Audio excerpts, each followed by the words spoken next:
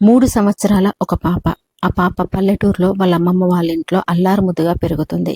అయితే 3 సంవత్సరాలు వచ్చేసినాయి కాబట్టి స్కూల్లో జాయిన్ చేపియాలి గదా! వాళ్ళ మేనమామ ఏం చేసిండంటే పక్కనే టౌను ఒక 4 కిలోమీటర్ల దూరం ఉంటది. ఆ టౌన్‌కు తీసుకెళ్ళి ఆ పాపని స్కూల్లో జాయిన్ చేపిస్తాడు. అయితే తీసుకెళ్ళేటప్పుడు ఆ టౌన్‌లో ఈ పాప వాళ్ళ మేనమామ ఒక మెడికల్ షాప్‌లో వర్క్ చేస్తూ ఉంటాడనమాట.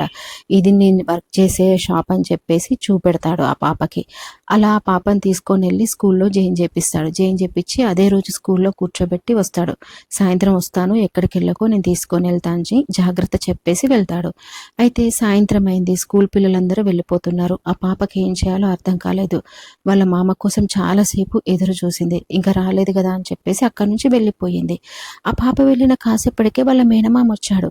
అరే ఏది మా కోడలేది, మా మేనకోడలు అని చెప్పేసి అక్కడ వాళ్ళని అడిగాడు, ఆయమ్మని అడిగాడు, స్టాఫ్ మెంబర్స్‌ని అడిగితే ఇప్పటి వరకు ఇక్కడే ఉంది, మరి ఎక్కడికెళ్ళింది అని అన్నారు. ఇంక అందరూ కంగారు పడిపోయి మొత్తం ఆ టౌన్ అంతా వెతికారు.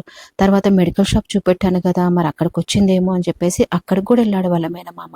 అక్కడికెళ్తే పాప ఇక్కడికి కూడా రాలేదు అని చెప్పారన్నమాట.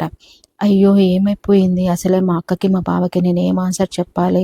నేను ఇంటికెలా ఎళ్ళేది? ఈరోజే తీసుకొచ్చి ఫస్ట్ డేనే స్కూల్‌లో జాయిన్ చేశాను. అసలే 3 ఇయర్సే కదా పాపకి అని చెప్పేసి చాలా టెన్షన్ పడి ఇంకా నైట్ వరకు వెతికి ఏం చేయాలో అర్థం కాక ఇంకా ఇంటికెళ్ళిపోయాడనమాట వాళ్ళ ఊరికి. వెళ్ళేసరికి ఆ పాప ఇంట్లోనే ఉంది. ఇక షాక్‌కి గురయ్యాడు వాళ్ళ మామ. ఏంటి ఈ పాప ఎలా వచ్చింది అని చెప్పేసి ఆలోచించడం కన్నా ముందు అంతసేపు వెతికారనే కంగారు, టెన్షన్‌లో దొరకలేదనే బాధలో 2 పీకాడనమాట ఆ అమ్మాయిని. తర్వాత కూర్చోబెట్టుకొని ఎలా వచ్చావు అని అడిగితే అప్పుడు ఆ అమ్మాయి చెప్పింది. నువ్వొస్తావని నేను గేట్ దగ్గర చాలా సేపు వెయిట్ చేశాను. కాకపోతే నువ్వు రాలేదు మామయ్య. తర్వాత నేను మెడికల్ షాప్‌కి కూడా వచ్చాను. అక్కడ కూడా నువ్వు కనబడలేదు. తర్వాత నువ్వు వచ్చేటప్పుడు దారి చూపెట్టావు కదా! ఆ దారి పట్టుకొని నడుచుకుంటూ ఇంటికొచ్చానని.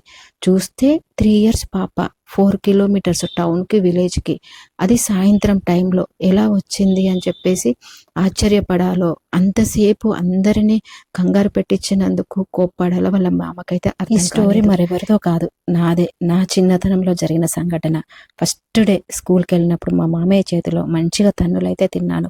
అరే! వచ్చిన తర్వాత మెచ్చుకుంటారేమో చిన్నపిల్ల గదా! 7 గంటల సమయంలో ఇంటికి చేరుకుంది అని చెప్పేసి ఎంత పెద్ద అవార్డులు ఇస్తారేమో అనుకున్నా కానీ తన్నులైతే మంచిగా తిన్నా మా మామయ్య చేతిలో. ఇట్లాంటివి చాలా జరిగాయి నా లైఫ్‌లో. మంచి మంచి సంఘటనలు జరిగాయి. అవన్నీ వీడియోస్ రూపంలో మీకు నేను షేర్ చేశాను. ప్లీజ్ అంతకన్నా ముందు ఒక చిన్న రిక్వెస్ట్, తప్పకుండా నా ఛానల్‌ని సబ్స్క్రైబ్ చేసుకోండి. ఎవరైతే ఇప్పటివరకు సబ్స్క్రైబ్ చేసుకోలేదో మరొక కొత్త వీడియోలో మళ్ళీ కలుస్తాను. ఉంటాను. Bye bye.